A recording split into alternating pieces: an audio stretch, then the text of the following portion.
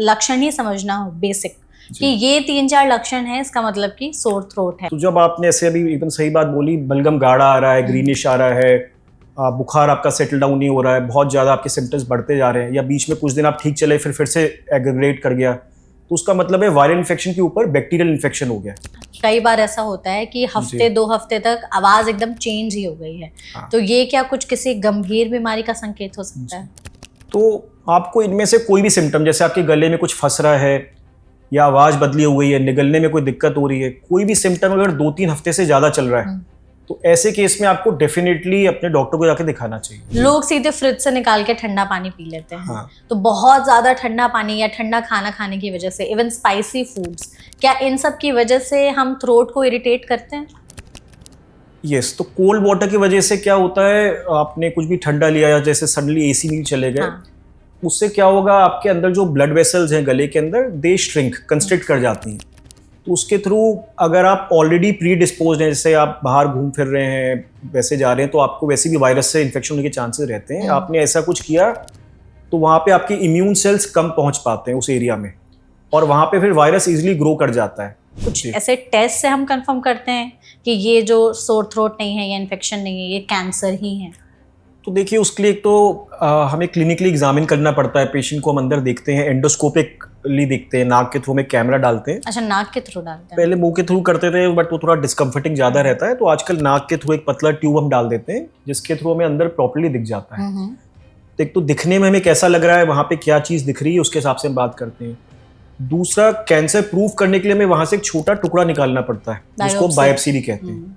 Biopsy confirms कि वो cancer है। तो क्या थ्रोट से कैंसर निकल करके बाकी बॉडी ऑर्गन्स में भी फैल सकता है? तो देखिए, कैंसर बाय डेफिनेशन ओनली फैलने की बीमारी है, वापस आने की बीमारी है। तो आपके गले से नंबर 1 वो पहले नेक नोड्स में आपके आएगा, यहाँ गले में आएगा, यहाँ से फिर वो और जगह फैल सकता है, आपके फेफड़ों में, हड्डियों में, और कहीं भी फैल सकता है।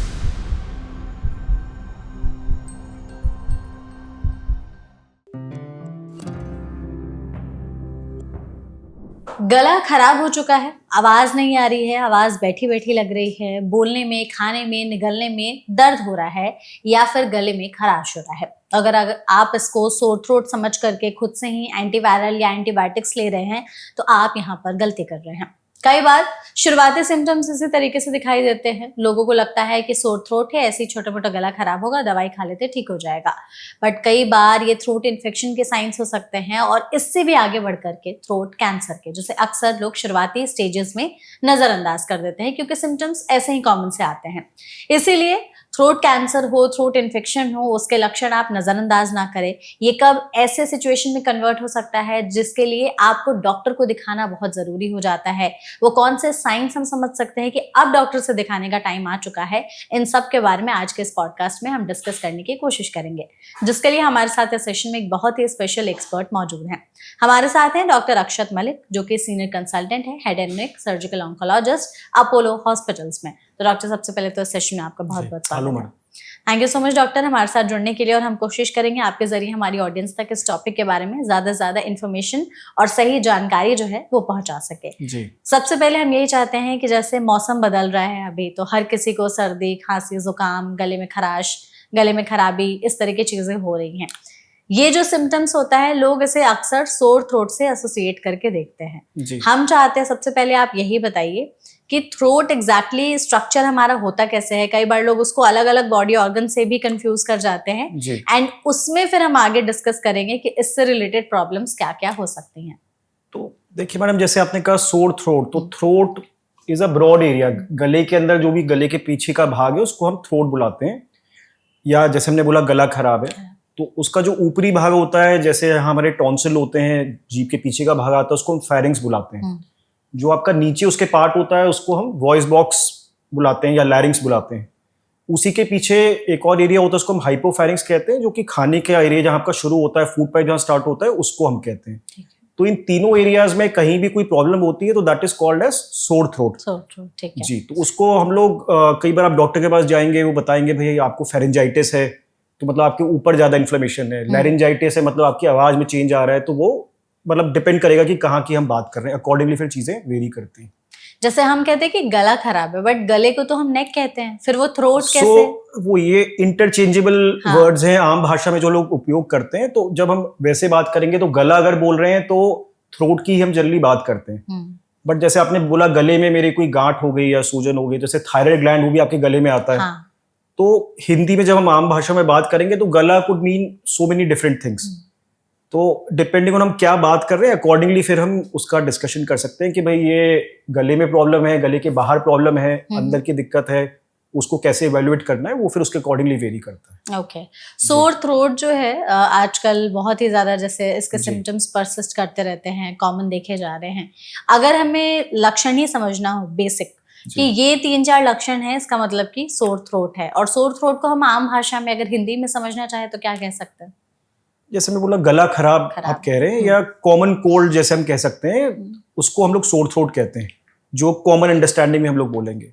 तो उसमें जैसे आपको निगलने में कोई दिक्कत है, बुखार आ रहा है, खांसी हो गई, जुकाम है साथ में, तो ये सब चीजें सब मिला जुला के सोर थ्रोट कहलाती हैं। ठीक है। तो जैसे भी आपने बोला अभी मौसम बदल रहा है, तो मौसम बदलने में क्या होता है, वेदर चेंज की वजह से आपका ड्राई एयर रहती है, उससे इरिटेशन बढ़ सकता है। कई बार पोलन, जैसे हवा चलती है तो पोलन्स आ जाते हैं, लोग उसके एलर्जिक सिम्टम्स बढ़ जाते हैं, या डस्ट आ रही है तो डस्ट से भी लोगों के एलर्जिक फीचर्स बढ़ जाते हैं, उनका म्यूकस प्रोडक्शन बढ़ जाता है। ऐसे में they are predispose to viral infections.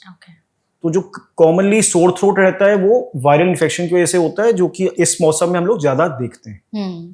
इसमें सिम्टम्स वगैरह कुछ हम आपसे पूछना चाहेंगे, आप प्लीज बताइएगा कि क्या इस सिम्टम्स या लक्षण को हम सोर थ्रोट से जोड़ के देख सकते हैं कि नहीं।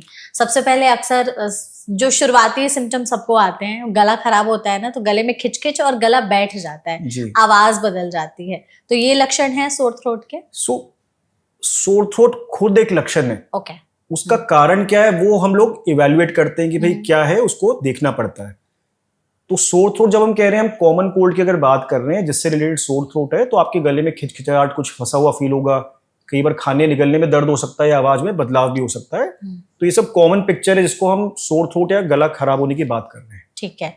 बलगम अगर बहुत ज्यादा आ रहा है तो, और उसमें भी बलगम का अगर कलर बदलने लगे, जैसे आपको अभी बताया कि मेजॉरिटी इन्फेक्शन जो होते हैं देखिए वायरल होते हैं, तो आपको हर बार कोई एंटीबायोटिक खाने की उसमें जरूरत नहीं होती है। हाँ। तो जब आपने ऐसे अभी एकदम सही बात बोली, बलगम गाढ़ा आ रहा है, ग्रीनिश आ रहा है, बुखार आपका सेटल डाउन नहीं हो रहा है, बहुत ज्यादा आपके सिम्टम्स बढ़ते जा रहे हैं, या बीच में कुछ दिन आप ठीक चले फिर से एग्रेगेट कर गया, तो उसका मतलब है वायरल इन्फेक्शन के ऊपर बैक्टीरियल इन्फेक्शन हो गया। तो उस वजह से आपके थिक सीक्रेशंस आने शुरू हो जाते हैं। उस केस में फिर हमें एंटीबायोटिक का भी उपयोग करना पड़ता है। पर हर केस में ऐसे लोग ओवर द काउंटर हमारे, क्योंकि इजिली सारी दवाइयां उपलब्ध होती हैं, तुरंत जाके भाई चलो एंटीबायोटिक शुरू कर दिया हमने। बट आपको मेजॉरिटी केसेस में, I would say in fact 70-80% cases में एंटीबायोटिक की जरूरत होती नहीं है, खुद से ही ठीक हो जाता है। ये सेल्फ लिमिटिंग होता है। ऐसे हम लोग उसमें कई पेशेंट्स को ही बताते हैं कि भाई आप दवा लेंगे, आप 7 दिन में ठीक होंगे, नहीं लेंगे तो 1 हफ्ते में हो जाएंगे। तो दवाई का उसमें जो मेन रोल है that is just to bring down your symptoms, कि भाई मुझे दर्द हो रहा है या मैं डिस्कम्फर्ट ज्यादा फील कर रहा हूँ या कर रही हूँ, तो मेरे सिम्टम्स कम हो जाए, उसके लिए हम खाली दवा देते हैं, पर उसमें एंटीबायोटिक का कोई रोल नहीं। ओके।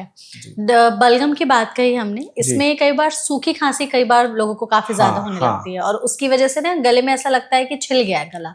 तो सूखी खांसी भी एक लक्षण होता है जी। तो जैसे सोर थ्रोट एक तो हमने बोला इन्फेक्शन हो गया, इसके अलावा मैडम जैसे कई लोगों को साइनोसाइटिस होता है, एलर्जिक फीचर्स होते हैं, एलर्जिक राइनाइटिस कहते हैं, जिसमें नाक में एलर्जिक सिम्टम्स होते हैं। तो जैसे आपके नाक के सिक्रेशंस आगे बाहर आते हैं, ऐसे ही पीछे से भी अंदर जा सकते हैं, इसको हम पोस्ट नेजल ड्रिप कहते हैं। तो कई बार लोगों को लगता है अरे हमें बार बार सॉलो करना पड़ रहा है, मेरे गले में कुछ बार बार आता रहता है और फिर बार बार खांसी उठती रहती है, this is called post nasal drip. तो इसके लिए हम एलर्जिक फीचर्स को ट्रीट करते हैं, उसको ट्रीटमेंट के साथ में ये सॉर्ट आउट हो जाता है। पर होता क्या है, लोग ऐसी एंटीबायोटिक लेंगे बट जो जड़ है उस पर काम नहीं कर रहे, तो उससे सॉर्ट आउट नहीं होता। इसके अलावा जो परसिस्टेंट कफ, जैसे जो अभी आप कह रही थी, ये कई बार एसिड रिफ्लक्स की वजह से भी हो सकता है। तो क्या कारण है उसको जान के फिर हम उसको ऐड कर सकते हैं। ठीक है। और कफ के अलावा छींक बहुत ज्यादा अगर आ रही है, नाक बंद हो जा रहे हैं, तो ये सारे लक्षण जो है, ये भी इन्फेक्शन रिलेटेड है, बट मेजोरिटी ऑफ टाइम जैसे मैंने आपको बताया ये वायरल इन्फेक्शन होंगे, जिसमें आप खाली सपोर्टिव मेडिकेशन लेंगे, नाक के लिए हम कुछ डिकंजेस्टेंट देते हैं, एंटी एलर्जिक देते हैं, उससे बात बन जाती है। जी। फीवर भी बहुत सारे लोगों को आता है डॉक्टर। फीवर ऐसे आता है कि या तो किसी का फीवर एकदम उतर ही नहीं रहा है, या आया रात में हुआ और दिन में ठीक हो गया, लेकिन बाकी सिम्टम्स अभी भी हैं कि नाक बंद है, गला खराब है, बलगम हो रहा है। तो फीवर को हम कैसे? फ्लू रिलेटेड सिम्टम्स है। फ्लू मतलब जो कॉमन कोल्ड हम कहते हैं। अब उसके देखिए डिपेंडिंग ऑन किस प्रकार का वायरस था या क्या आपको ऊपर सुपराइड कोई बैक्टीरियल इन्फेक्शन हुआ है कि नहीं, अकॉर्डिंगली वेरी करता है।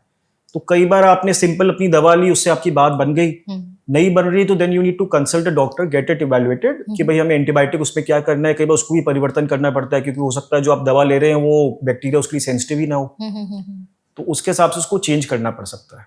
अगर किसी का आवाज में बहुत ज्यादा बदलाव दिखने लगे, कई बार ऐसा होता है कि हफ्ते 2 हफ्ते तक आवाज एकदम चेंज ही हो गई है, तो ये क्या कुछ किसी गंभीर बीमारी का संकेत हो सकता है? तो आपको इनमें से कोई भी सिम्टम, जैसे आपके गले में कुछ फंस रहा है या आवाज बदली हुई है, निगलने में कोई दिक्कत हो रही है, कोई भी सिम्टम अगर 2-3 हफ्ते से ज्यादा चल रहा है, तो ऐसे केस में आपको डेफिनेटली अपने डॉक्टर को जाके दिखाना चाहिए। ठीक है। अगर आप टोबैको यूजर रहे हैं, अल्कोहल लेते थे, स्मोक करते थे, पान तंबाकू इत्यादि अगर प्रयोग करते थे, तो इन सब के साथ अगर ये सिम्टम्स हैं तो और भी ज्यादा रिस्क होता है कि भाई हम कैंसर की बात कर रहे हो कोई, तो we need to evaluate them. आपने शुरू में से बड़ी अच्छी बात बोली थी कि जो कैंसर के शुरुआती सिम्टम्स हैं वो इनिशियली उनको पता ही नहीं चलता है, वो आम सिम्टम समझ के उसको छोड़ते रहते हैं। तो अगर ये 2-3 हफ्ते से ज्यादा अगर चल रहे हैं, इसके अलावा और भी कुछ साइन सिम्टम होते हैं जो कि हम आगे बात कर सकते हैं, उनके साथ में डेफिनेटली वी शुड कंसिडर कि भाई ये कैंसर तो नहीं है। पर वो फर्स्ट ऑफ ऑल हम नहीं बोलेंगे, पहले हम और चीजें रूल आउट करते हैं। ओके। जैसे कैंसर लोगों को खास करके थ्रोट कैंसर तब लगता है कि अगर कोई स्मोकिंग की हिस्ट्री रही हो किसी की, अल्कोहल लेते हो, टोबैको का कंजप्शन करते हो, तो बोलते कि हाँ इसको थ्रोट कैंसर होगा। क्या सिर्फ इन्हीं लोगों को ही थ्रोट कैंसर हो सकता है? तो इनकी देखिए लाइक्लीहुड या होने की संभावना ज्यादा रहती है, बट इसके अलावा भी लोगों को हो सकता है। मेरे पास कई पेशेंट्स आते हैं, इनफैक्ट आजकल कई यंगस्टर्स आते हैं। अभी रिसेंटली मैंने 23-24 साल की एक लड़की को ऑपरेट किया था, तो दे वर नॉट यूजर्स, वो तंबाकू इस्तेमाल नहीं कर रहे थे, स्मोक नहीं कर रहे थे, बट उसके बावजूद भी उनको हो गया था। बट ऐसी पॉपुलेशन कम रहती है। जनरली जो लोग इन सब चीजों का प्रयोग करते हैं, जिनका सेवन करते हैं, उनके चांसेस कैंसर होने के ज्यादा होते हैं। थ्रोट कैंसर की जब हम बात करते हैं, इसमें एक और वायरस आता है, ह्यूमन पैपिलोमा वायरस। जनरली इसको सर्वाइकल कैंसर, जो बच्चेदानी के मुख का कैंसर होता है, उससे हम लोग लिंक करते हैं। बट ये आजकल थ्रोट कैंसर भी इसकी वजह से हो सकता है, ओरोफेरेंजियल कैंसर कहते हैं। तो विदेशों में जो मैक्सिमम थ्रोट कैंसर है, इनफैक्ट वो इस वायरस रिलेटेड है। तो अभी क्योंकि इस बारे में हम जैसे बात कर रहे हैं, तो मैं I would like to take this opportunity कि इसमें हम लोग इसके लिए गवर्नमेंट ऑफ इंडिया ने अभी इनफैक्ट वैक्सीनेशन रिजीम भी स्टार्ट कर रखी है, एंड लोगों को उसको प्रयोग करना चाहिए। एटलीस्ट आपके घर में कोई टीनेज लड़की हैं, यंगस्टर्स हैं, तो उनको लगवाना चाहिए, तो at least they remain safe guarded कि वायरस की वजह से उनको कैंसर ना हो। इस वैक्सीन के बारे में तो ऑब्वियसली हम आगे डिस्कस करेंगे। अभी जैसे थ्रोट कैंसर होने के रिस्क पर अगर हमें समझना हो कि कौन कौन से लोग हैं कि इन लोगों में थ्रोट कैंसर होने के चांसेस ज्यादा हैं, तो कुछ लिस्ट ऑफ लोग हैं जी। तो सबसे पहले बीड़ी या सिगरेट स्मोकर्स हैं। इसके अलावा पान, तंबाकू, सुपारी, इवन सुपारी से कैंसर होता है। तो ये सब लोग जो उपयोग करते हैं, इनके साथ कैंसर होने की रिस्क काफी हाई रहती है। और सिम्टम्स का जैसे आप पहले भी बात कर रहे थे कि सोर थ्रोट की हमने बात की, तो इसके साथ हम लोग और भी चीजें देखते हैं। मान लीजिए मुझे निगलने में दिक्कत जा रही है, मेरा वजन भी कम हो रहा है, मेरे गले में साथ में कोई गांठ आ गई है, या मेरे कान में बहुत सीवियर पेन होता है, ये सब चीजें हैं, या आपका मुंह कम खुल रहा है, जीभ नहीं हिल पा रही है, तो ये सब चीजें कॉम्बिनेशन में लोग देखते हैं विच कैन इंडिकेट कि आपको कैंसर हो सकता है। और अगर आप सेवन करते हैं तो आपकी रिस्क ऑफ कोर्स हाई रहती है, तो उसमें तो डेफिनेटली रूल आउट करना ही करना है। जो लोग अपने गले को बहुत ज्यादा अब्यूज करते हैं, क्या उनमें भी चांसेस होते हैं? Less likely. अब्यूज करने से ये नहीं होता है, अब्यूज करने से आपके वोकल कॉर्ड्स में ट्रॉमा होता है, चोट लगती है, जिससे वहां पे और प्रॉब्लम्स हो सकती हैं। जैसे वोकल नोड्यूल्स होते हैं, पॉलिप्स होते हैं, ऐसी चीजें हो सकती है जिससे आपकी आवाज बदली हो सकती है। ठीक है। बट कैंसर का पर से उससे लिंकेज नहीं है। बट अगर हम कैंसर को साइड रख करके नॉर्मल थ्रोट इन्फेक्शन या थ्रोट रिलेटेड प्रॉब्लम्स की बात करते हैं, तो जैसे सिंगर्स हो गए, टीचर्स हो गए, जिनका काम पूरे टाइम बोलना होता है, इसको सिंगर्स नोड्यूल भी बुलाते हैं। जैसे हमको अभी वोकल कॉर्ड नोड्यूल बताया, तो जैसे मैं अभी बात कर रहा हूँ तो मेरी वोकल कॉर्ड्स ऐसे हिलती हैं, तो जब वो ज्यादा प्रेशर पे आ रही है, उस पे जोर ज्यादा पड़ रहा है, तो वो चोट लग के घर्षण की वजह से उस पे नोड्यूल डेवलप हो जाता है, तो उसके कारण से आवाज बदली हो जाती है। तो नॉर्मली इसमें हम लोग शुरुआत में स्पीच थेरेपी करके देखते हैं। अगर स्पीच थेरेपी से आवाज में सुधार हो गया, बहुत अच्छी बात है, नहीं है तो फिर जो उसका पार्ट होता है उसको हम लोग वहां से हटा देते हैं। अच्छा। ये मुंह के अंदर से ही करना संभव होता है, लेजर से भी हम लोग कर देते हैं, तो उसमें आसपास ज्यादा डैमेज भी नहीं होता है। नहीं होता है। जी। तो जिन लोगों का काम ही ऐसा है कि उनको बहुत ज्यादा बोलना होता है और दिन रात जैसे हाई पिच पर बोल रहे हैं, कई सारे लोग ऐसे हैं, तो इससे हो वोकल सकता है हाइजीन दिक्कत। रखना बहुत जरूरी है। And other thing is hydration. हाँ। आपको पानी पीते रहना चाहिए, एसिडिटी अवॉइड करनी चाहिए, ये सब चीजें इंपॉर्टेंट है, तो आपका थ्रोट सही बना रहता है। इसमें डॉक्टर जैसे आपने हाइड्रेशन की बात कही ना, तो जैसे जी। अभी गर्मियों का समय चल रहा है, जी। लोग सीधे फ्रिज से निकाल के ठंडा पानी पी लेते हैं। हाँ। तो बहुत ज्यादा ठंडा पानी या ठंडा खाना खाने की वजह से, इवन स्पाइसी फूड्स, क्या इन सब की वजह से हम थ्रोट को इरिटेट करते हैं? यस, तो कोल्ड वाटर की वजह से क्या होता है, आपने कुछ भी ठंडा लिया या जैसे सडनली एसी में चले गए, हाँ। उससे क्या होगा, आपके अंदर जो ब्लड वेसल्स हैं गले के अंदर, दे श्रिंक, कंस्ट्रिक्ट कर जाती हैं। तो उसके थ्रू अगर आप ऑलरेडी प्री डिस्पोज्ड हैं, जैसे आप बाहर घूम फिर रहे हैं, वैसे जा रहे हैं, तो आपको वैसे भी वायरस से इन्फेक्शन होने के चांसेस रहते हैं। आपने ऐसा कुछ किया तो वहां पे आपके इम्यून सेल्स कम पहुंच पाते हैं उस एरिया में, और वहां पे फिर वायरस इजिली ग्रो कर जाता है।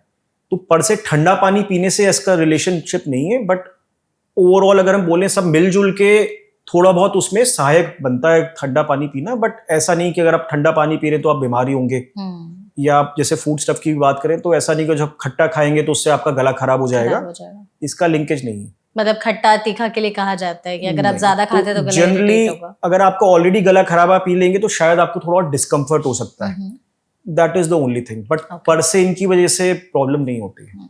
इस तरह की कुछ भी दिक्कत आती है ना, तो लोग दवाइयां तो लेने जाते हैं खुद जी। से, उससे पहले कुछ घरेलू नुस्खे अपना लेते हैं। Absolutely. तो हम आपसे जानना चाहेंगे कि ये घरेलू नुस्खे सच में कारगर होते हैं कि नहीं?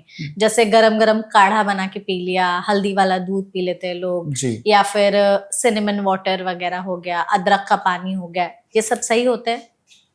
तो मेजॉरिटी चीजें इनमें से काम कर जाती हैं सिंपल सोर थ्रोट के लिए। तो जैसे मुझे जुकाम है या मेरे गले में वैसे इन्फ्लेमेशन है, अगर मैं कोई भी गर्म लिक्विड लूंगा तो मेरे पेशेंट्स को मैं एडवाइस करता हूँ लॉट्स ऑफ वार्म फ्लूइड्स। तो मैं कोई भी गर्म चीज ले रहा हूँ, that is soothing my throat, मेरा गला उससे थोड़ा आराम में आ जाता है, तो वो एक अच्छी चीज रहती है। इसके अलावा जैसे आपने बोला काढ़ा, तो काढ़ा में भी हॉट कॉम्पोनेंट है, बट कई लोग उसमें बहुत चीजें और डाल देते हैं, इनका कोई ज्यादा सेंस नहीं बनता है। अदरक की अगर हम बात करें, अदरक भी थोड़ा इन्फ्लेमेशन कम करता है, जैसे आप अदरक वाली चाय पीना चाहते हैं सोर थ्रोट में, वो भी अच्छा है, पी सकते हो। जी। घरेलू नुस्खों में और गार्गल्स, गरारा करना है, तो वार्म सलाइन गार्गल्स में क्या करते हैं, जब नमक डालते हैं तो जैसे स्कूल में हम लोग पढ़ते हैं ऑस्मोसिस होता है कि भाई एक तरफ से वहां पे ऐसे आ जाता है, जहाँ पे कंसंट्रेशन कम है उधर मूव कर जाती चीजें, तो सिमिलरली आपके अंदर भी इन्फ्लेमेशन थोड़ा सेटल डाउन कर देता है। तो उसमें ये सब चीजें काम आती हैं, बट मैं उसमें एडेड 10 चीज डाल दूं, उनका कोई सेंस नहीं है। बेसिक काम अगर हम कर रहे हैं that is good enough. Steaming करते हैं लोग, हाँ वो बहुत अच्छा है। Steaming is good. इनफैक्ट आप थोड़ी देर पहले से नाक बहने या बंद होने की बात कर रही थी, तो स्टीम भी कई लोग मुंह से खींचते रहते हैं, तो हम लोग कई बार एडवाइस करते हैं आप नाक से अंदर लीजिए। अच्छा। तो आपके नेजल पैसेजेस उससे खुल जाते हैं, अंदर जैसे साइनस म्यूकोजा होता है थिकंड हो जाता है, रास्ता बंद कर देता है, वो भी थोड़ा खुल जाता है। इवन गले में कई बार स्टीम जाने से जो इन्फ्लेमेटरी कंपोनेंट है वो सब कम हो जाता है। तो लेकिन स्टीम मतलब स्टीमिंग में ना लोग अक्सर कुछ कुछ चीजें मिला देते हैं, तो वो सब सही है या नॉर्मल सिर्फ पानी से स्टीम करना? नॉर्मली खाली गर्म पानी काफी रहता है। कुछ लोग वो डालते हैं, उससे खाली आपको ऐसा एहसास होता है कि आपकी नाक खुल गई है या हो गया है, बट उनका कोई बहुत ज्यादा एडवांटेज नहीं है। अच्छा डॉक्टर, जैसे मैंने बहुत सारे घरों में देखा है कि कई लोग जैसे कुछ बाम्स वगैरह आते हैं ना, तो उसको सिर पे लगा लिया, गले पे लगा लिया, नाक के आसपास लगा लिया, तो फील गुड वाला एक फैक्टर आता है। तो that is for symptomatic relief. पर उसको भी देखिए एब्यूज नहीं करना है, आप थोड़ा बहुत लिमिटेड उसमें लगाइए, बट कुछ लोग आप देखेंगे वो पूरे टाइम ही लगा के रख रहे हैं, तो उसका भी कोई सेंस नहीं बनता। किसी किसी को आदत हो जाती है इन सब चीजों की। और कई जैसे ओवर द काउंटर आजकल नेजल ड्रॉप्स भी आती हैं, तो लोग उनको भी मिसयूज करते हैं। उससे इनफैक्ट एक एंटिटी होती है, उसको हम राइनाइटिस मेडिकामेंटोसा कहते हैं, मतलब आपने ज्यादा दवा डाली नाक खुलने की, तो उससे आपका अंदर जो ब्लड वेसल्स म्यूकोजा है वो रिफ्लेक्सली और कंजेस्ट होने लग जाती हैं, तो वो ठीक ही नहीं हो पाता है। तो आप उस एक साइकिल में फंस जाते हैं। तो वो भी हमें कभी ओवर अब्यूज नहीं करना है। जैसे हम नाक खुलने की दवा देते हैं 2-3 दिन आपने ली, दैट्स इट, ठीक है, फिर आप इससे बंद कर ज्यादा दीजिए। नहीं। जी। अगर इस तरीके के लक्षण आ रहे हैं, ओवर द काउंटर अगर हम ऑब्वियसली एडवाइस करते हैं कि खुद से जाकर के दवाई ना लें, जी। डॉक्टर को दिखाने की नीड कब आ जाती है? कब ऐसे हम इमरजेंसी संकेत समझ सकते हैं कि नहीं, ये वाले जो सिम्टम्स हैं हमारे गले से रिलेटेड, ये तो सिर्फ डॉक्टर ही देख करके बता तो पाएंगे? इसको देखिए मैं 2 पार्ट्स में डिवाइड करूंगा, एक एक्यूट, एक क्रोनिक। एक्यूट मतलब जो इमीडिएट हो गया कि भाई मेरे सिम्टम ही 2-3 दिन से ही थे, बट इतने ज्यादा बढ़ गए हैं कि भाई मुझे बहुत ज्यादा तकलीफ हो रही है। तो आप खाना पीना बिल्कुल नहीं निकल पा रहे हैं, या बच्चों में जैसे हम कहते हैं ड्रूलिंग चाइल्ड, कि भाई थूक भी अंदर नहीं निकल पा रहा है, पूरा सब बाहर बहे जा रहा है। तो अगर ऐसे सिम्टम है तो देखिए उसमें तो इमीडिएटली जाना ही जाना है। इसके अलावा बच्चों की, जैसे हमने बात की, कई बार थ्रोट के अंदर उनको और इन्फेक्शन हो जाते हैं, टॉन्सिलाइटिस हो जाता है जैसे, उसमें भी अगर बहुत सीवियर इन्फेक्शन है which is not settling down, again you need to consult doctor. आप अपने आप रैंडम एंटीबायोटिक लें, उसका कोई सेंस नहीं बनता है। दूसरा क्रोनिक, जो कि लंबे समय से, जैसे हमने बताया 2-3 हफ्ते अगर हो गए, उसके अंदर फिर we need to find out कि भाई क्या कारण है, कि आपके एलर्जिक सिम्टम्स हैं, कुछ रिफ्लक्स है, एसिड रिफ्लक्स है, या गंभीर चीज जैसे कैंसर तो नहीं है। तो वो ऐसे अंदाजे से हम दवा लेके खुश होते हैं, उससे फायदा नहीं है। We should definitely get a proper opinion, get ourselves evaluated कि क्या कारण है, उसको ठीक किया जाए फिर। ठीक है, ये सारी चीजें हमें देखनी चाहिए। जी। अगर कोई आपके पास ऐसे सिम्टम्स लेकर के आता है तो फर्स्ट लेवल ऑफ ट्रीटमेंट क्या होता है? दवाइयाँ, या फिर इवैल्यूएट करके कि इनमें कुछ अलग तो नहीं है? देखिए डिपेंड्स आप किस सेटअप में है। तो जैसे I am a cancer surgeon, तो मेरे पास जो पेशेंट आते हैं जनरली वो ऑलरेडी 2-3 जगह होके आए हुए होते हैं, ऑलरेडी उन्होंने काफी कोशिश कर रखी होती है, तो मुझे तो देखिए पूरा इवैल्यूएशन करना ही पड़ता है। बट ऑफ कोर्स कोई डायरेक्टली अपने जनरल प्रैक्टिशनर के पास जा रहा है, अपने फैमिली डॉक्टर के पास जा रहा है, तो वो तो बेसिक चीज से शुरू करेंगे। बट इसमें मैं सतर्कता भी समझाना चाहूंगा लोगों को, भाई ऐसा नहीं कि आप उसको एंडलेसली लेते रहे। हो सकता है आपके जो फैमिली फिजिशियन या कई बार डेंटिस्ट के पास भी लोग जाते हैं, अच्छा मेरे जीभ में कोई घाव हो गया, तो भाई वो डेंटिस्ट बोलेगा चापियाँ लगा लो, आप ऐसे करते रहो। बट सब चीज़ों को देखो आप कुछ टाइम फ्रेम तक रखिए कि भाई मैंने हफ्ते 10 दिन देख लिया, अगर नहीं ठीक हो रहा है तो let me see someone else about it, जो इस चीज़ के स्पेशलिस्ट हैं। इंडिया में देखिए अच्छी बात है कि हम इजिली स्पेशलिस्ट या सुपर स्पेशलिस्ट को अप्रोच कर सकते हैं, और आजकल हर शहरों में ये लोग उपलब्ध हैं। तो जब ऐसी सुविधा हमारे पास है तो हमें डेफिनेटली उसको अवेल करना चाहिए। ठीक है, हमें अगर कारण समझने हो कि हमारे गले में इन्फेक्शन, सोर थ्रोट या इन सब थ्रोट रिलेटेड प्रॉब्लम्स होने के पीछे एक्चुअल रीजन क्या है, तो कुछ लिस्ट ऑफ ऐसे कारण हैं जो आप बताना चाहेंगे? जी, तो एक्यूट इन्फेक्शन तो देखिए अलग बात हो गई आपको, जो कि फ्लू हो गया या वैसे वायरल इन्फेक्शन हो गया। नंबर 2, एलर्जिक सिम्टम्स होते हैं, जैसे मैं आपको पहले पोस्ट नेजल ड्रिप का बता रहा था, एलर्जिक राइनाइटिस है, उसके अंदर भी आपके गले के अंदर सोर थ्रोट वाली फीलिंग आ सकती है। तीसरा है, कई लोगों को एसिड रिफ्लक्स होता है, तो कई बार हमें आभास होता है कि भाई हमारे पेट का एसिड ऊपर आ रहा है, बट हर बार ऐसा होना जरूरी नहीं है। कई बार कम क्वांटिटी में भी अगर आता है तो भी आपके गले में इन्फ्लेमेशन कॉज कर सकता है। We call it globus sensation. Patient commonly आके बोलते हैं मेरे गले में कुछ फंस रहा है, अच्छा, मेरे गले में कुछ अटका हुआ है, या मेरी आवाज सुबह ठीक हो जाती है, शाम को बदली हो जाती है। तो ये सिम्टम्स एसिड रिफ्लक्स की वजह से भी हो सकते हैं। तो ये सब चीजें हमें ओवरऑल कंसिडरेशन रख के फिर बात करनी पड़ती है। बाकी ऑफ कोर्स कैंसर तो इन सब तरीके में प्रेजेंट कर ही सकता है। हमारे एनवायरमेंटल फैक्टर्स भी रोल प्ले करते हैं क्या? डस्ट, कंस्ट्रक्शन, पोल्यूशन वगैरह? एब्सोल्युटली। तो धूल, मिट्टी, पोल्यूशन, ये सब चीजें आपके थ्रोट को इरिटेट कर सकती हैं। आपको इनमें से किसी चीज से एलर्जी है तो वो भी ये सब एग्जैबरेट करेंगी। तो इन सब का डेफिनेटली रोल रहता है। एलर्जी का क्या ज्यादातर रोल रहता है, क्योंकि एलर्जी भी अलग अलग तरीके से लोगों में प्रेजेंट कर तो जैसे ये जो हम कहते हैं ये एलर्जिक राइनाइटिस या एलर्जिक फेरेंजाइटिस रहता है, या लोगों को ब्रोंकाइटिस हो गया, तो उसमें भी क्या है कि वहां पे आपकी उस एरिया की ब्लड सप्लाई बढ़ गई। ब्लड सप्लाई बढ़ने से वो एरिया सूज जाता है, थोड़ा उसमें सूजन आ जाती है। अगर मैं नाक की बात करूं, नाक के अंदर आपके साइनसेस यहाँ पे रहते हैं, नाक के बगल में, उनमें सिक्रीशंस ब्लॉक हो जाते हैं। तो जब वो सिक्रीशंस ब्लॉक हो जाएंगे फिर उनमें इन्फेक्शन हो जाता है, क्योंकि भाई वो निकल नहीं पा रहे हैं, उसमें इन्फेक्शन हो गया। तो ऐसे लोगों को फिर बार बार इन्फेक्शंस होते रहते हैं। तो खाली उसमें एक्यूट इन्फेक्शन ट्रीट नहीं करना है, उसमें हमें एलर्जिक सिम्टम्स भी समझ के उनको भी ट्रीट करना है, तभी हम ठीक हो पाते हैं। इसमें डॉक्टर अगर हम जैसे एज ग्रुप समझे कि बच्चों में किस तरीके से सिम्टम्स दिखाई दे सकते हैं और उनमें ये क्या कॉमन प्रॉब्लम्स के हम समझ सकते हैं, अडल्ट्स में किस हिसाब से दिखते हैं लक्षण और हम उनमें क्या रोल आउट करें कि शायद ये दिक्कत हो सकती है, और अगर ओल्डर एज की बात करें तो एक बार तीनों एज ग्रुप के हिसाब से हमें बताइए। बच्चों में देखिए डिपेंड्स, हम अगेन किस एज ग्रुप की बात कर रहे हैं। एकदम छोटे बच्चे जो हैं 1-2 साल के हैं, जो बाहर नहीं जाते हैं, वो तो देखो they are getting used to our environment. तो उनको तो जगह जगह भाई कहीं भी कोई वायरस इन्फेक्शन है कुछ भी, उससे दिक्कत हो सकती ट्रिगर है। हो सकता है। फिर जब जैसे प्री स्कूलर्स होते हैं, जो आपने स्कूल भेजना, नर्सरी भेजना शुरू किया है, वो बच्चे अब सडनली घर के प्रोटेक्टेड एनवायरनमेंट से क्राउडेड स्पेस में आ गए हैं, वहां उनको और बच्चों से इन्फेक्शन हो जाता है। तो again that is a time frame जब उनको सोर थ्रोट्स काफी ज्यादा होते हैं। तो हर बार आपको एंटीबायोटिक देना जरूरी नहीं है, मेजॉरिटी टाइम्स वो वैसे ही ठीक हो जाते हैं, जस्ट हमें सिम्टोमेटिक केयर देनी है।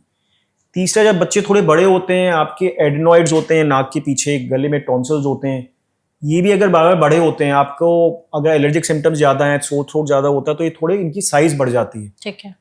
तो अगर बच्चे को साल भर में 9 बार या 2 साल में 7 बार, 3 साल में 5 बार से ज्यादा अगर सोर थ्रोट हो रहा है, तो हम टॉन्सिल्स को हटाना प्रेफर करते हैं। टॉन्सिल्स के बगल में कई बार पस जम जाती है, तब भी हम उसको हटाते हैं। तीसरी चीज, इन बच्चों में कई बार माउथ ब्रीदिंग होती है, रात में वो खराटे लेते हैं, स्कूल में कंसंट्रेट नहीं कर पाते हैं। कईयों का आपने देखा होगा चेहरे का थोड़ा आकार बदल हो जाता है, आगे दांत प्रोमिनेंट हो जाएंगे, चेहरा थोड़ा आगे निकल जाएगा। ये सब होते हैं बिकॉज ऑफ माउथ ब्रीदिंग, क्योंकि उनकी नोज पूरी तरह बंद रहती है। और ये सब लोग रिकरेंट सोर थ्रोट से भी पीड़ित रहते हैं। तो इन लोगों में फिर हम लोग एडनॉइड्स और टॉन्सिल हटवा देना चाहते हैं।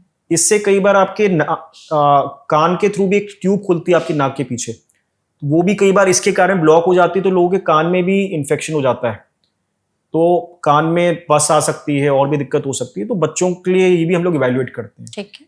एडल्ट्स में देखिए जो कॉमन कॉज है वो तो सोर थ्रोट ही रहेगा। इसके अलावा अगर आपकी हेक्टिक लाइफस्टाइल है, वजन ज्यादा है, तो एसिड रिफ्लक्स भी हो सकता है। और तीसरी चीज, अगर आप एडिक्ट हैं, कुछ आप सेवन करते हैं, पान, तंबाकू, बीड़ी, सिगरेट, इन सब चीजों का, तो डेफिनेटली कैंसर के बारे में भी हमें सोचना चाहिए। कैंसर अर्ली एज में हो सकता है थ्रोट का? बिल्कुल बिल्कुल हो सकता है। क्या एज मार्कर हम समझ सकते हैं? ऐसा देखिए कोई कट ऑफ नहीं है, बट जनरली पहले हम लोग कहते थे 50-60 साल की उम्र में ज्यादा होता है, but nowadays we are having so many patient जो कि 20-30 साल की उम्र में भी आ रहे हैं। 20-30 साल में जी। भी? ओके। तो कई लोग अब जैसे सुपारी खाना है, हमारे यहाँ कल्चरली एक्सेप्टेबल है कि अच्छा चलो खा लो, या पान मसाला खा लो। इन सब चीजों को भाई लोग 10-11 साल की उम्र में शुरू कर दे रहे हैं। उसका असर 10-12 साल में जो असर और आएगा उसका, तो 25-30 साल पे उसका असर आने लग जाता है।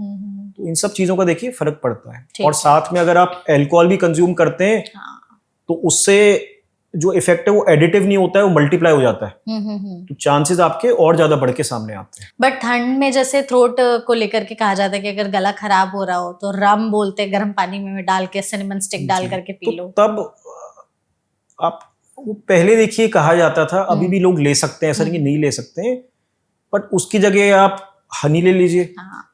आप जैसे काढ़े की बात करी थी, कोई आप गर्म लिक्विड ले लो, it will have the same impact, उसमें कोई फर्क नहीं है। ठीक है। पहले तो उनके पास ऑप्शन ही नहीं थे, तो इसलिए सब उपयोग करते थे। वही करते थे। हाँ, अब तो ऑप्शंस में ही हैं। दूसरा, आप कुछ भी अगर उपयोग कर रहे हैं, अगर आप मॉडरेशन में कर रहे हैं, दैट इज एक्सेप्टेबल। कोई भी चीज आप एक्सट्रीम में जाके या बहुत ज्यादा अगर आप उपयोग कर रहे हैं, तो देखो उसका कोई फायदा नहीं होता है, वो आपकी बॉडी को नुकसान ही पहुंचाती है। बिल्कुल।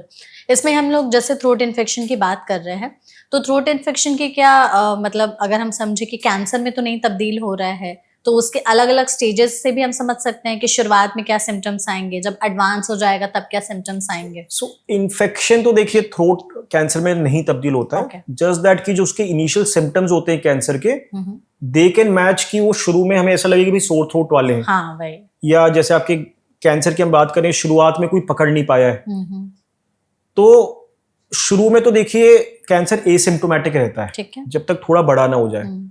फिर थोड़ा बड़ा जब होगा तो आपको वेग सिम्टम्स होंगे कि भाई मेरे गले में कुछ फंस रहा है, मुझे निगलते वक्त थोड़ा वहां पे दर्द होता था, या कोई गांठ आ जाएगी यहाँ पे, या जैसे कई बार यहाँ से रेफर्ड पेन होता है कान में, मैं आपको पहले ही बताया, वो हो सकता है। आवाज में बदलाव आ रहा है, अगर वॉइस बॉक्स में इवन छोटा कैंसर होगा उसमें तुरंत आवाज में बदलाव आने लगेगा। तो तभी हम लोग कहते हैं अगर ये सब चीजें आपकी 2-3 हफ्ते से ज्यादा चल रही हैं, तो आपको भाई इमीडिएटली कंसल्ट करना चाहिए प्रॉपर स्पेशलिस्ट को। ज्यादा दिक्कत बढ़ जाती है तो जैसे आप समझ सकते हैं, अंदर खाने और सांस लेने का रास्ता दोनों पैरेलल में है। ठीक है। तो इन दोनों चीजों में प्रॉब्लम होती है। आपको सांस में भी दिक्कत हो सकती है, निगलने खाने पीने में दिक्कत हो सकती है, थूक में खून आ जाता है, आप खाना पीना खा ही नहीं पाते हैं, बहुत दर्द होता है। तो ये सब चीजें एडवांस स्टेज में जाके होती हैं। ओके, तो ये जी। हो सकता है सिम्टम्स। एब्सोल्युटली। इसके साथ में गले में गांठ आती हैं, तो ये सब चीज अगर हमें लग रही है तो हमें उस पर बैठे नहीं रहना है। सब चीजों का देखिए सोल्यूशन उपलब्ध होता है और प्रॉपर इवैल्यूएशन के साथ हम ट्रीट कर सकते हैं। आप जैसे थ्रोट कैंसर की वैक्सीन के बारे में बात कर रहे थे, तो अभी आपने सिम्टम्स बता दिया, एक बार हमें वैक्सीन के बारे में बता दीजिए कि एक कैंसर के लिए वैक्सीन अवेलेबल है, कौन लोग लगा सकते हैं, क्या क्राइटेरिया है लगाने का, और अगर लगाने जा रहे हैं तो किन बातों का ख्याल रखें? तो ये वैक्सीन पर से थ्रोट कैंसर के लिए नहीं है, ये ह्यूमन पैपिलोमा वायरस के लिए है। इस वायरस से कई चीज हो जाती हैं, जैसे बच्चेदानी के मुख का कैंसर हो जाता है, कुछ वॉर्ड्स हो जाते हैं शरीर में कई जगह, और थ्रोट कैंसर भी हो सकता है। ओके। तो इसको प्रिवेंट करने के लिए हमें जब तक लोग सेक्सुअल एज में स्टार्ट नहीं होते उसके पहले हमें वैक्सीन लगा देनी चाहिए आइडली। तो हमारे इंडियन सेटअप में बोले तो जनरली शादी के पहले तो कंसिडरेशन हमें रखना चाहिए। तो इसकी जो एज ग्रुप जो रिकमेंडेड है वो 11-12 साल के बाद से हम लोग शुरू कर सकते हैं। ठीक है। इसमें डिपेंडिंग ऑन हम कौन सी वैक्सीन लगा रहे हैं उसकी 2 या 3 डोज लगती हैं। तो एक अभी लगेगी, 1 महीने बाद लगेगी, अगर तीसरी डोज है तो वो 6 महीने बाद लगती है। ठीक है। तो ये हम लोग 24-25 साल तक करते हैं, बट आजकल नया एविडेंस आ रहा है कि इवन एडल्ट्स में भी इसको लगा सकते हैं, तो शायद थोड़े चांसेस कम हो। अच्छा। बट जो मेन उसका इफेक्ट आएगा देखिए वो तब आएगा अगर हम सही एज ग्रुप में लगाएंगे, जो कि जैसे मैंने आपको बताया टीनेज ईयर्स में लगाएं। और ऐसा नहीं खाली लड़कियों में, लड़कों को भी इसको कंसिडरेशन हम लोग रखते हैं। ठीक है। तो ये लड़के लड़कियां दोनों लगा सकते हैं? दोनों के लिए, प्रीडोमिनेंटली इनिशियली लड़कियों के लिए था, बट अब हम लड़कों को भी लगाते हैं। तो मेजरली ऐसा कह सकते हैं कि सेक्सुअली एक्टिव होने से पहले अगर आप लगा ले तो ज्यादा इफेक्टिव होगा ये। बिल्कुल। ओके। थ्रोट कैंसर जो है तो इसका इलाज फिर किस तरीके से होगा? अगर स्टेजेस वाइज अगर हमें बताना हो कि जो सोर थ्रोट है, आपने कहा कि सिम्टम्स शुरुआत में तो लोग ऑब्वियसली इग्नोर कर देते हैं, एंड देन फिर आते होंगे मोस्टली आई थिंक सेकंड या थर्ड स्टेज में ही आते होंगे, फर्स्ट स्टेज में तो बहुत कम ही लोग आते होंगे। हमारे इंडियन सेटअप में अगर आप बात करेंगे तो 50-60% पेशेंट्स एडवांस स्टेज में ही आते हैं। वही। अब मेजॉरिटी ऑफ टाइम्स जो थ्रोट कैंसर होते हैं इनका इलाज अर्ली स्टेज में हम खाली सिंगल मोडालिटी से करते हैं, सिंगल ट्रीटमेंट मोडालिटी से, जो कि रेडिएशन हो सकता है या फिर सर्जरी हो सकती है। सर्जरी के लिए सारे पेशेंट्स सूटेबल नहीं होते, सेलेक्टिव पेशेंट्स में सर्जरी संभव है। उसमें हम लोग इसको मुंह के थ्रू रोबोटिकली भी हटा पाते हैं या लेजर से भी हटा पाते हैं। अगर वो सूटेबल नहीं है तो उनको फिर हम रेडिएशन के लिए कंसिडर करते हैं, क्योंकि ये ऐसी जगह अगर वहां में ज्यादा भी कुछ स्ट्रक्चर हटाता हूं तो उससे भी खाने पीने में दिक्कत होती है, ज्यादा साइड इफेक्ट्स आते हैं ट्रीटमेंट के, तो उसमें खाली रेडिएशन कंसिडर करते हैं। जब एडवांस स्टेज में जाता है, स्टेज 3 स्टेज 4 की डिजीज की बात करते हैं, उसमें फिर हमें 2 मोडालिटीज कंबाइन करनी पड़ती हैं। तो जैसे रेडिएशन के साथ फिर कीमोथेरेपी को जोड़ते हैं, और कई बार सर्जरी भी हम लोग कंसिडर करते हैं, उसके साथ में फिर रेडिएशन या कीमोरेडिएशन उसका भी कॉम्बिनेशन होता है। ठीक है। तो मेन जो हमारे स्तंभ है या पिलर्स आप कह सकते हैं, वो रेडिएशन, सर्जरी, कीमोथेरेपी, ये 3 है। तो डिपेंडिंग ऑन किस स्टेज का है और किस जगह लोकेटेड है, अकॉर्डिंगली हम चूज करते हैं कि क्या पेशेंट के लिए ज्यादा फायदेमंद होगा। अच्छा। और जो अगर थ्रोट कैंसर का इलाज चल रहा है तो कुछ ऐसे टेस्ट से हम कंफर्म करते हैं कि ये जो सोर थ्रोट नहीं है या इन्फेक्शन नहीं है, ये कैंसर ही है? तो देखिए उसके लिए एक तो हमें क्लिनिकली एग्जामिन करना पड़ता है, पेशेंट को हम अंदर देखते हैं, एंडोस्कोपिकली देखते हैं, नाक के थ्रू में कैमरा डालते हैं। अच्छा, नाक के थ्रू डालते हैं? पहले मुंह के थ्रू करते थे, बट वो थोड़ा डिस्कम्फर्टिंग ज्यादा रहता है, तो आजकल नाक के थ्रू एक पतला ट्यूब हम डाल देते हैं, जिसके थ्रू हमें अंदर प्रॉपर्ली दिख जाता है। तो एक तो दिखने में हमें कैसा लग रहा है, वहां पे क्या चीज दिख रही है, उसके हिसाब से हम बात करते हैं। दूसरा, कैंसर प्रूफ करने के लिए हमें वहां से एक छोटा टुकड़ा निकालना पड़ता है, उसको बायोप्सी भी कहते हैं। बायोप्सी कंफर्म्स कि वो कैंसर है। इसके साथ में मुझे कुछ स्कैन चाहिए होते हैं, जैसे सीटी स्कैन, एमआरआई, और कई बार हम पेट स्कैन भी करते हैं। पेट स्कैन में हमें पूरे शरीर का पता चल जाता है। वो भी हम लोग करके देखते हैं कि बीमारी कितनी फैली हुई है, कहाँ तक है, एंड अकॉर्डिंगली फिर उसको ट्रीट करते हैं। तो क्या थ्रोट से कैंसर निकल करके बाकी बॉडी ऑर्गन्स में भी फैल सकता है? तो देखिए, कैंसर बाय डेफिनेशन ओनली फैलने की बीमारी है, वापस आने की बीमारी है। तो आपके गले से नंबर 1 वो पहले नेक नोड्स में आपके आएगा, यहाँ गले में आएगा, यहाँ से फिर वो और जगह फैल सकता है, आपके फेफड़ों में, हड्डियों में, और कहीं भी फैल सकता है। तो डिपेंडिंग ऑन अर्ली स्टेज में, एडवांस स्टेज में, अकॉर्डिंगली फिर हम लोग उसको इवेल्युएट करते हैं, उसके अकॉर्डिंगली उसको ट्रीट करते हैं। ट्रीटमेंट से लोगों को लगता है कि अगर थ्रोट कैंसर का इलाज हुआ, सबसे पहले तो कैंसर के ट्रीटमेंट से ज्यादातर लोग घबराते हैं कि कीमोथेरेपी, रेडिएशन वगैरह होगा, बहुत पेनफुल प्रोसेस है। सेम चीजें थ्रोट कैंसर में भी होती हैं? जी, तो सेम चीजें यहाँ भी एप्लीकेबल है। थ्रोट कैंसर और इवन हेड नेक कैंसर पर से अगर मैं बोलूँ, इनमें चैलेंज क्या आता है, क्योंकि आपके खाने पीने वाला एरिया इन्वॉल्व है, यस, तो मैं इलाज भी कोई करके आ रहा हूँ, उससे भी आपके खान पान में फर्क देखिए पड़ता ही पड़ता है। हाँ। ये कहने के बावजूद मैं बताना चाहूंगा कि हमारे जो आजकल ट्रीटमेंट मोडालिटीज हैं, इसके साथ पेशेंट काफी लंबे समय ही सर्वाइव करते हैं, अपना नॉर्मल खाना पीना भी खा पाते हैं, थोड़ा बहुत मॉडिफिकेशन करना पड़ता है, बट स्टिल इजीली अपना नॉर्मल लाइफ निर्वाह कर पाते हैं। इवन बड़ी सर्जरीज के बाद हम लोग अच्छा रिकंस्ट्रक्शन करते हैं, उसके साथ भी लोग इजीली मेंटेन कर पाते हैं। कैंसर की जो ये सर्जरी है, इसमें जैसे हम एड्स वगैरह देखते हैं, फिल्म देखने जी, जाते हैं, तो हाँ, या इससे रिलेटेड कि अगर आप जी, तंबाकू या गुटखा खाते हैं एब्सोल्युटली। तो पूरी तरीके से वो पार्ट हटाया हुआ रहता है, अजीब सा दिखता है, तो तो यही सब होता है। जी हाँ, तो कैंसर सर्जरी का बेसिक प्रिंसिपल जो है, हेड नेक कैंसर की हम बात करें, उसमें हम जो खराब हिस्सा है उसको हटाते हैं, उसके आसपास हमें 1-1 सेंटीमीटर मार्जिन लेके एडिशनल टिश्यू हटाना पड़ता है, क्योंकि कैंसर जितना दिख रहा है उसके आगे फैला हो सकता फैला है। हो सकता है, हाँ। तो वो हम प्रॉपरली हटाते हैं, इसके साथ में जो गले में गांठें होती हैं वो भी हटानी पड़ती हैं। अब थोड़ा डिसफिगरिंग हो सकता है, बट ऐसा नहीं कि आप बाहर आ जा नहीं सकते। हम लोग आजकल, जैसे पहले जबड़े की हड्डी हटाते थे, तो आजकल हम हड्डी की जगह हड्डी लगा पाते हैं। ओके। इवन उसको हम लोग कंप्यूटराइज प्लानिंग से हम लोग मैच ऐसे करते हैं कि आपके चेहरे का आकार भी बना रहे। हाँ, फिर भी देखिए, भगवान जैसे देता है वैसा तो नहीं नहीं होता हो है, सकता थोड़ी है, बहुत obviously। एसिमेट्री तो आती आती है। इनफैक्ट हम गले की बात कर रहे हैं, तो मान लीजिए काफी एडवांस थ्रोट कैंसर है, तो मुझे वॉइस बॉक्स भी हटाना पड़ता है। जो आवाज चली स्वर जाती पेटी है। है वो हटा देते हैं, पर आवाज नहीं जाती। हाँ। हमारे पास उसका भी साधन है, उसमें हम लोग वॉइस प्रोस्थेसिस लगा देते हैं, जिसके थ्रू पेशेंट वहां हाथ रख के बात कर पाता है। तो देखिए, विद इमर्जिंग टेक्नोलॉजी कई चीज कर पाते हैं। अब जैसे मैं पहले आपको रोबोट के बारे में बता रहा था, तो मान लीजिए गले के अंदर कोई छोटा कैंसर है, पहले उसको मुझे पहुंचने के लिए बहुत काट पीट के अंदर जाना पड़ता था। अब मैं मुंह के थ्रू ही उसको रोबोटिक आर्म्स के थ्रू जाके इजिली हटा पाता हूँ। तो ये सब न्यू टेक्नोलॉजी की वजह से है, जिसमें पेशेंट्स को हम अच्छा ट्रीटमेंट भी प्रोवाइड कर पाते हैं और उनकी ट्रीटमेंट रिलेटेड साइड इफेक्ट्स भी कम रख पाते हैं। थ्रोट कैंसर के इलाज के बाद क्या क्या चीजें बदल जाती हैं, खाने से रिलेटेड, बोलने से रिलेटेड, फेशियल स्ट्रक्चर से रिलेटेड? एक बार हमारी ऑडियंस को प्लीज वो बता दीजिए। तो देखिए, इट विल डिपेंड कि उसमें हम करके क्या आ रहे हैं। अगर रेडिएशन की हम बात करें, तो रेडिएशन के देखिए जो मेन साइड इफेक्ट होते हैं, उसमें थूक कम बनना, स्वाद चला जाना, थोड़ी सूजन रहना, खाने पीने निगलने में थोड़ी प्रॉब्लम जाती है, तो मुंह hard- खुलना भी कम हो सकता है। अगर आपको पहले से सब म्यूकस फाइब्रोसिस था या पहला पान मसाला खाते थे, तो उससे मुंह खुलना भी थोड़ा कम बंद हो हो जाता है। हाँ। तो वो भी थोड़ा एक्सेंचुएट हो जाता है रेडियोथेरेपी से, चीजें थोड़ी अकड़ जाती हैं। तो ये रेडिएशन के मेन साइड इफेक्ट्स हो गए।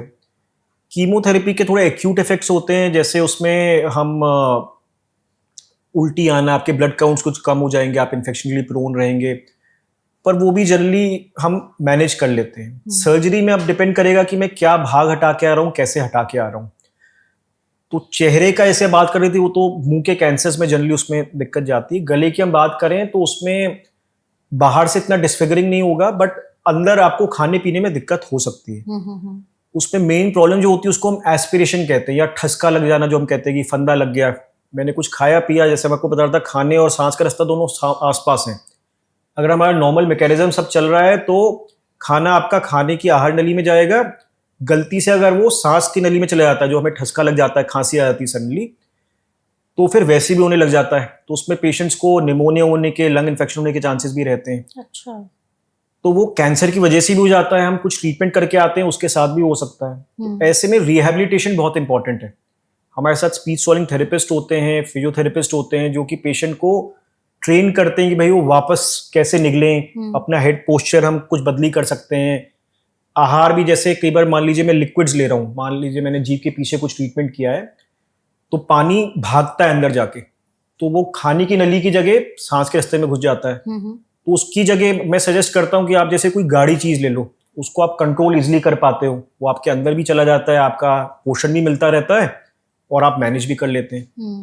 तो हमें खाने में बदलाव उसमें अकॉर्डिंगली करना पड़ता है, एंड ये सब चीजें थोड़ी सीखनी भी पड़ती हैं। बट ये मैनेजेबल है, और पेशेंट्स के साथ अपना वेट भी मेंटेन कर लेते हैं और अपनी यूजुअल एक्टिविटीज भी कर पाते हैं, कंटिन्यू कर पाते हैं। बिल्कुल। तो अभी तक आई गेस इस सेशन में हम लोगों ने जो भी बातचीत की है डॉक्टर, वो आई एम श्योर हमारी ऑडियंस को जानने समझने में बहुत ही सही लगा होगा। हम चाहते हैं कि ओवरऑल आप हमारी ऑडियंस के लिए एक बार ये जरूर बता दें कि थ्रोट हाइजीन हो, थ्रोट हेल्थ हो, इसको हम कैसे बेहतर कर सकते हैं आज के समय में, क्या चीजें हम बंद करें, अवॉइड कर सकते हैं, क्या चीजें हम इनकलकेट कर सकते हैं या स्टार्ट कर सकते हैं, सो दैट इन्फेक्शन हो, सोर थ्रोट हो या कैंसर हो, उससे हम खुद को जितना हो सके बचा सकें। जी, तो एक तो देखिए, अगर गले की हम वैसे बात करें तो हाइड्रेशन बहुत इंपॉर्टेंट है। हमें पानी पीते रहना चाहिए, that is very important. Hydration is good. अगर आपको एलर्जिक सिम्टम्स है तो डस्ट, पोल्यूशन, इनसे थोड़ा हमें बच के रहना चाहिए, उनसे दूर रहना चाहिए।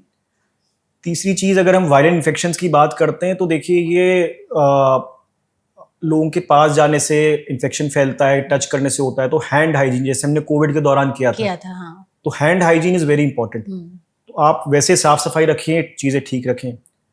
नेक्स्ट चीज और मोस्ट इंपॉर्टेंट, पान, तंबाकू, शराब, स्मोकिंग, इन सब से हमें बच के रहना है, बिकॉज वी नो कि भाई इनसे कैंसर होता है और ये प्रूवन है। ओके। तो इनसे अगर हम दूर रहेंगे और ये सब चीज फॉलो करेंगे तो देन हम आगे स्वस्थ रह सकते हैं, हमारा गला भी ठीक रह सकता है। बिल्कुल, तो इन सब चीजों पे ध्यान देंगे तो बहुत हद तक हम अपने गले को सही रख सकते हैं। Perfect, thank you so much doctor, हमारे साथ इस सेशन में जुड़ने के लिए और इतनी वैल्यूएबल इंफॉर्मेशन हमारे साथ साझा करने के लिए। आई एम श्योर आपने भी इस सेशन को एंजॉय किया होगा। जी, thank you madam, my pleasure. Thank you and thank you so much audience इस वीडियो को यहाँ तक देखने के लिए।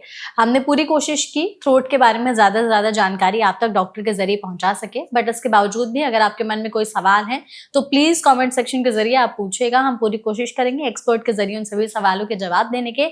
ऐसे और भी सेशंस के लिए फॉलो करते रहिए एनबीटी लाइव। Thank you.